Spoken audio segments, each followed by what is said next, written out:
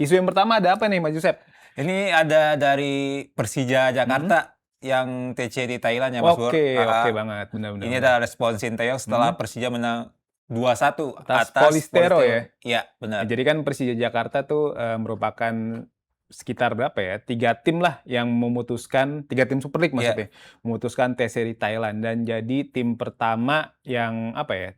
Lawan yang pertama dihadapi Persija di Thailand adalah Polistero. Polistero ini merupakan klub Liga 2 Thailand lah Oh, bisa Liga 2 ya? dibilang, klub Liga Bukannya 2-nya. ini ya, Bukan degradasi bukan Liga Supernya Oh, dia. bukan ya? Dan dalam uji coba yang digelar 2 hari lalu nih Persija menang 2-1 ya. Dan 2 gol itu dicetak oleh pemain yang ada di gambar nih, Raihan Hanan ya. pemain yang kemarin habis main di Piala AFF bersama timnas Indonesia, semua gol dicetak oleh Raihan Hanan. Ya, luar biasa Dan sekali ya. kelar pertandingan Sintayong bilang ada banyak hal positif yang didapatkan.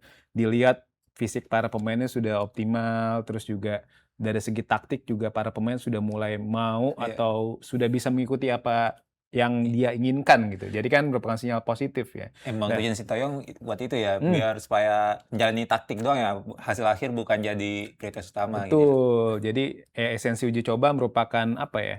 Bisa dibilang untuk menjajal semua kemungkinan kan, Mas Josep. Dan hasil akhir mau kalah mau menang urusan belakangan. Yang penting semua pola udah dicoba, semua pemain udah dicoba dan ujung-ujungnya Sintayong bisa tahu mana pemain bisa diandalkan. Nah, Mas Josep gimana nih melihat kans Persija di Super League musim depan dengan dilatih Sintayong, datengin banyak pemain top kan mulai dari Radovan Pankov, Dennis Kollinger, terus juga sekarang kabarnya mau datengin penyerang timnas Swedia tuh namanya Alexander Jeremejev. Itu kan kayak nunjukin kalau Persija emang serius ya. Jadi salah satu kontender juara untuk mengakhiri dominasi Persib Bandung. Gimana Mas Josep melihat gebrakan Persija nih? Kalau saya melihat emang untuk kans juaranya Persija ya. Itu sekitar 50% lah. Gila gede dong. Iya, gede, lumayan gede. 50% maksudnya dari 18 tim Super League nih? Iya, 50% maksudnya nomor 1 kalau nggak nomor 2 gitu. Oh gitu, oke. Jadi kansnya sangat besar ya? Besar sekali, benar. Kita lihat nanti gimana aksi Persija, karena di pekan pertama Persija tuh lawan Borneo. Langsung lawan Borneo yang musim lalu langsung jadi big match ya. Bener, jadi salah satu kandidat juara, dan pekan kedua langsung menjamu Persib. Makanya ini Persija Jakarta sangat kita nantikan sih gimana gebrakannya nih buat Sintayong. Karena kita tahu kan Jakarta akan berulang tahun ke-500 ya di tahun 2027 tepatnya di bulan Juni. Jadi Gubernur DKI Jakarta Pak Pramono Anung berharap Persija bisa juara untuk melengkapi melengkapi perayaan 5 abad Jakarta. Nah, setelah ini ada informasi apa lagi? Ya, ngomong-ngomongin tentang Persija nih, katanya kabarnya ada 4 pemain top Persija yang dicoret Mas Bur dari Timnas Jalan FIFA Asian Cup 2026 ini. Oh iya, kemarin tuh memang ada salah satu pengamat sepak bola tanah air, Bung Ropan ya. Oh iya. Roni Pangemanan, kalau kata netizen tuh Fabrizio Ropano. Jadi dia katanya sumbernya rilis resmi dari PSSI. Padahal kalau kita ngecek akunnya PSSI, akun kita Garuda itu nggak, akun Timnas Indonesia nggak ada pengumuman FIFA Asian Cup. Maksudnya pengumuman daftar 26 pemain itu. Karena kan FIFA Asian Cup baru main tanggal 24 September. Agak nggak masuk akal aja kalau pemain sudah diumumkan ya 40 hari sebelum kick off gitu kan biasanya. Tambah lagi kompetisi belum mulai kan Super League kan. Makanya ketika dirilis itu jadi banyak perdebatan, apalagi dari pernyataan yang disampaikan Bung Ropan itu ada 4 pemain Persija nih yang bisa dibilang selalu jadi andalan John Herman di FIFA Matchday sebelumnya kan. Ada Rizky Ridho, ada Jordi Amat, Mauro Zelstra, sama siapa? Pokoknya ada 4 deh. Nadeo. Sama Nadeo, ada Nadeo Argawinata. Kita tahu kan Rizky Ridho, Nadeo, dan Jordi Amat tuh jadi andalan timnas Indonesia di Piala AFF kemarin kan. Walaupun performa mereka nggak bisa dipungkiri bermain jauh di bawah harapan. Tapi nggak bisa dipungkiri juga nama-nama ini ya masih jadi tulang punggung timnas Indonesia. Benar sekali. Ya kalau misalnya Rizky Ridho dicoret, siapa back lokal ya, back lokal dalam tanda kutip yang bisa ganti Rizky Ridho kan? Mau Wahyu Pras nggak mungkin, Brian Fatari nggak juga kan?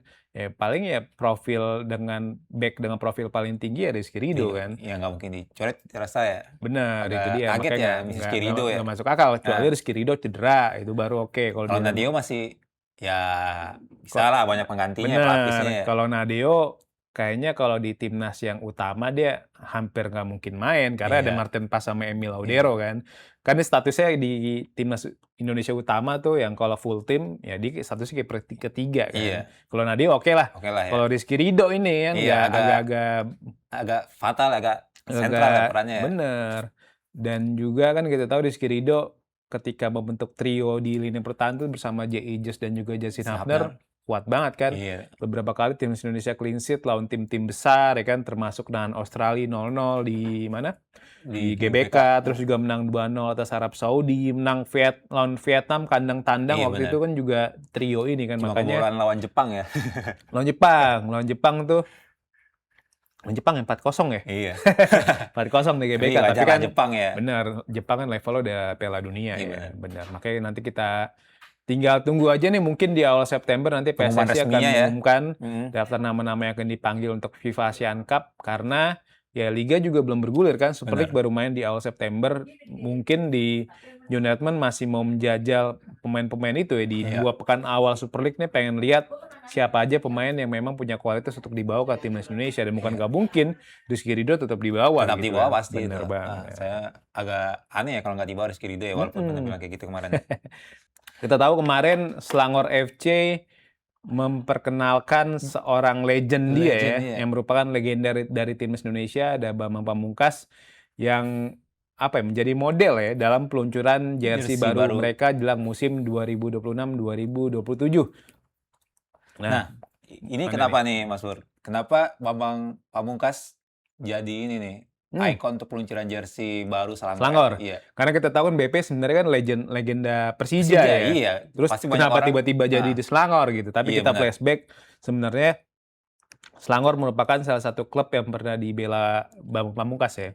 Jadi di tahun 2005 sampai 2006 BP waktu itu duet sama Eli Eboy membela Selangor. Jadi BP sempat membawa Selangor juara Piala FA Malaysia, terus juara Liga 2 Malaysia, dan juga jadi top skor di Liga Malaysia juga. Jadi BP ini bisa dibilang seorang legenda lah di Selangor dan dia bahkan sempat jadi top skor sepanjang masa Selangor sebelum akhirnya disalib oleh penyerang asal Brazil, Krigor Moraes di musim lalu. Jadi ada banyak cerita lah yang diberikan oleh BP bersama Selangor, makanya gak heran dia akhirnya dijadikan brand ambassador atau sebagai model ya dari peluncuran jersey Selangor yang dilakukan kemarin siang sih. Gitu, ini juga untuk menarik peminat ini ya dari supporter Indonesia juga. Benar. Jadi ya salah satu cara Selangor untuk memperluas pangsa pasar mereka. Karena kita tahu kan tim-tim Eropa juga ada banyak yang memperluas pasarnya ke Asia. Misal kayak kemarin kayak Chelsea, AC Milan, Aston Villa, dia ngapain ke Indonesia kalau bukan buat menghibur, buat juga memperluas pasar mereka kayak gitu. Jadi makanya Selangor juga pelan-pelan juga melakukan hal yang sama gitu kan. Karena kita tahu kan Selangor juga sering bertemu tim-tim Indonesia juga kan. Musim lalu di ACL 2 ketemu Persib Bandung, walaupun kalah 2 kali beruntun ya. 2-0 di Bandung dan 3-2 di Selangor. Makanya gak heran sih akhirnya Selangor FC memperluas pasar mereka gitu. Tapi ini juga ya, walaupun cuma 2005-2006 ya, tapi bisa di legenda di Selangor juga. Benar. Karena memang ya BP waktu itu kan dalam posisi prime-nya dia lah ya, di usia 25 dan 26 tahun, dan statusnya saat itu juga menjadi penyerang timnas Indonesia. Jadi ya luar biasa sih. Karena di tahun segitu tuh ada banyak pemain Indonesia yang memang main di Malaysia. Kita tahu selain Eli Eboy dan BP ada Kurniawan yang main di Sarawak. Terus juga ada Ilham Jaya Kesuma di saya lupa namanya. Pokoknya ada beberapa pemain Indonesia lah. Dan kemudian kan diikuti oleh Andik Firmansyah ya kan. Terus juga Sadil Ramdhani yang pernah main di Penang sama di Sabah FC. Makanya ini kita tinggal tunggu nih. Ada lagi kan nih pemain Indonesia yang diambil sama klub-klub Malaysia kan.